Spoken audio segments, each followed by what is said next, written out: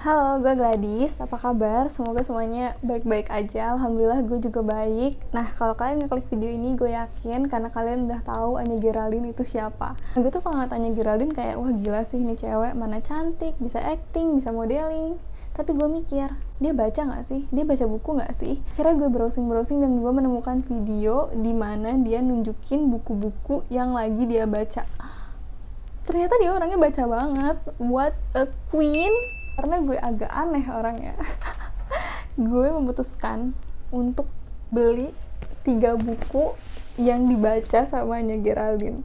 Dan gue bakal nge-review buku-buku ini, jadi kalian bisa tahu apa sih review dari buku Seni Menggoda.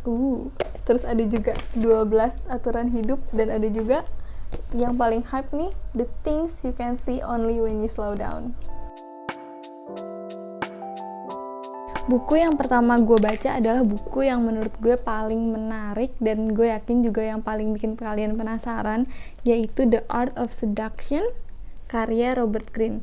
Nah, buku yang gue beli ini agak beda dengan yang Anya Geraldine punya, karena gue beli yang concise edition, yaitu versi ringkasannya, jadi bukunya lebih kecil dan lebih tipis. Tapi isi dari bukunya sama dengan yang Anya Geraldine punya, yaitu yang full edition. Gue on budget nih, mohon maaf.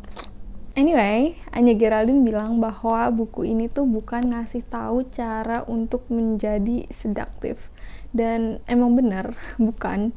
Buku ini tuh isinya ngasih tahu berbagai tipe seducer dan kunci-kunci dalam melakukan seduction. Pada buku ini disebutkan ada 9 tipe seducer, lumayan ya banyak.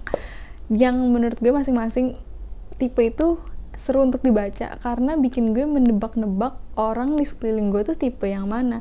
Yang kayak misalnya gue baca satu tipe, terus tipe yang lain, terus gue jadi kayak nemu, wah yang ini nih tipe Mas Aris, terus kayak wah ternyata Lydia yang ini, wah ternyata mantan gue tuh yang ini. Pokoknya segala tipe tuh gue cari-cari orangnya yang mana. Jadi kalau kalian baca buku ini, kalian bisa lebih mudah mengidentifikasi seducer yang mungkin ada di sekeliling kalian, karena seducer itu nggak cuman dalam hubungan romantis aja ya, bisa macam-macam.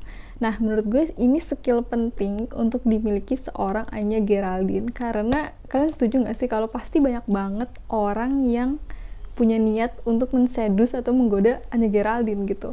Jadi kalau Anya Geraldine punya skill identifikasi para seducer, dia bisa menghindari para seducer yang kira-kira emang perlu dihindari gitu. Secara keseluruhan, buku ini itu sebenarnya nggak terlalu ngangkat hal-hal baru. Gue yakin banyak hal di buku ini udah kalian tahu lewat drama Korea, lewat buku, lewat pengalaman pribadi, ataupun sinetron, ataupun film. Cuman walaupun bukan hal-hal yang baru-baru banget, tetap menarik dan gak ngebosenin buat dibaca bukunya. Jadi buku ini gue kasih bintang 3. Buku selanjutnya yang gue baca adalah 12 Rules for Life, An Antidote to Chaos, karya Jordan B. Peterson. Jadi buku ini isinya tentang 12 aturan hidup yang Jordan B. Peterson rasa dapat meningkatkan kualitas hidup kita dan menghindari kehidupan kita dari permasalahan-permasalahan yang bisa kita hindari gitu. Beberapa contoh dari 12 aturan hidup ini ada yang menjaga postur kita tetap tegap biar kita juga pembawaannya enak dan bisa percaya diri dalam menjalani kehidupan. Terus ada juga aturan yang menyuruh kita untuk memastikan teman-teman yang mengelilingi kita adalah teman-teman yang support kita bisa menjadi orang yang lebih baik gitu. Nah, gue setuju sih sama peraturan-peraturan ini. Gue rasa kalau peraturan-peraturan ini diimplementasikan dalam kehidupan kita memang akan bisa meningkatkan kualitas kehidupan kita. Tapi menurut gue ke-12 aturan ini tuh bukan suatu hal baru gitu loh. Jadi daripada mendapatkan hal baru dari buku ini, gue lebih merasa kayak diingatkan dan diyakinkan sama hal-hal positif ini agar gue bener-bener niat untuk implementasikan di kehidupan kita. Cuma nih masalahnya ya, ini kan peraturan itu dijelaskan per bab ya.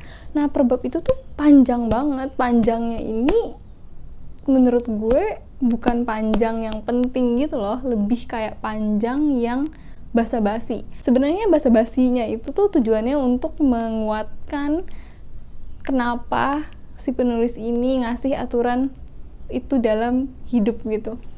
Cuman menurut gue nggak kayak menguatkan sih, menurut gue kayak aduh apaan sih ini basa-basi banget, basa-basi. Jadi gue kayak rada, ini kayaknya buku ini bakal lebih efektif kalau tebelnya setengah dari buku ini gitu. Terus yang gue agak ganjel gitu ya, yang gue kurang suka dari penulis buku ini adalah gaya penulisannya. Si Jordan Peterson ini kan seorang psikolog ya, dan gue yakin sih kalau seorang psikolog itu pasti punya empati yang tinggi gitu terhadap orang lain. Cuman entah kenapa di buku ini tuh gaya penulisannya berasa kayak orang yang kekurangan empati gitu loh.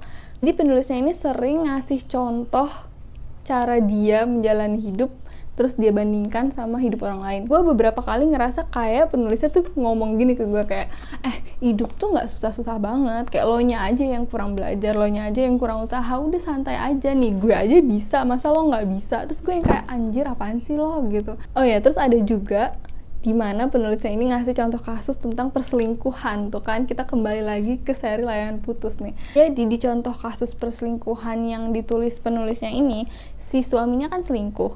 Terus entah kenapa di buku ini tuh si penulisnya kayak nyuruh si istri yang diselingkuhin untuk refleksi diri gitu, kayak lo ngerasa nggak pernah menghindari argumen-argumen sampai akhirnya argumen-argumen itu menumpuk dan jadi gunung, dan akhirnya suami lo mencari pelarian ke tempat lain. Lo pernah nggak yang kayak pas lagi makan malam si suaminya ini kesel dan bad mood, cuman lo nya nggak ngeh dan nggak mengajak komunikasi gitu. Terus gue yang kayak, kok jadi si istri yang disuruh ngoreksi diri gitu kan. Gue kesel jadinya. Kalau penulisnya bisa nulis dengan gaya yang lebih menunjukkan empati gitu ya, di buku ini gue rasa gue gak akan terlalu mempermasalahkan ketebalan yang penuh basa-basi ini. Cuman karena gaya penulisannya yang sangat gue rasa kurang empati, jadi gue cuma bisa ngasih buku ini bintang 2. Sorry.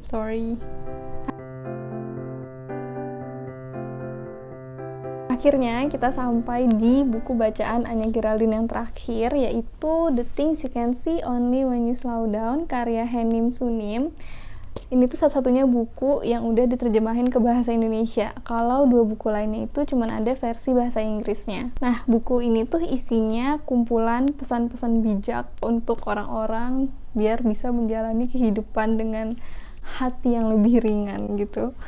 Gue suka banget sih ini bukunya, karena gaya penulisannya itu dengan tata kata yang lembut dan sederhana. Apalagi buku ini tuh dilengkapi dengan ilustrasi yang cantik-cantik banget, sampai gue pas buka sampai kaget gue pas buka ilustrasi yang pertama. Manis banget, cantik banget, gue suka.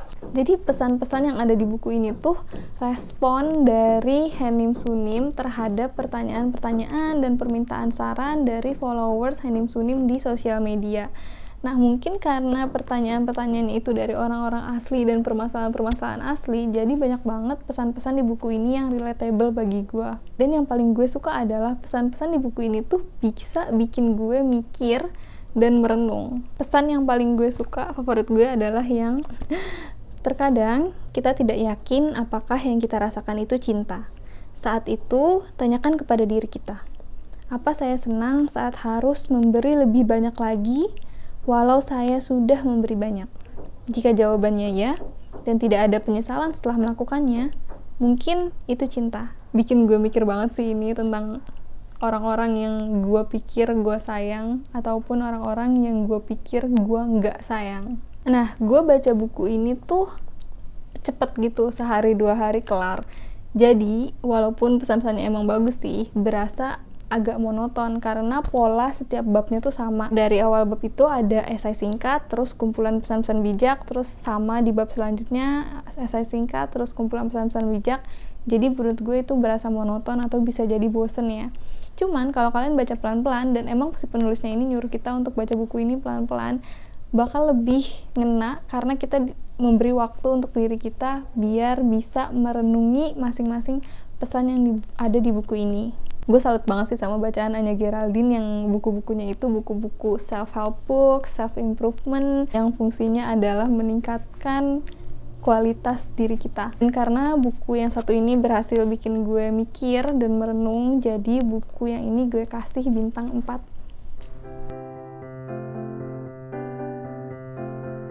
Oke, itu dia perjalanan gue seminggu ini baca-baca bukunya Anya Geraldine. Kasih tahu di kolom komentar buku mana yang menurut kalian paling menarik dan mungkin pengen kalian baca. Kasih tahu juga kalau ada artis yang pengen kalian tahu bacaannya tuh apa, bacaan buku mereka tuh apa aja, dan mungkin nanti bisa kita review lagi bareng-bareng. Makasih udah nonton, bye bye.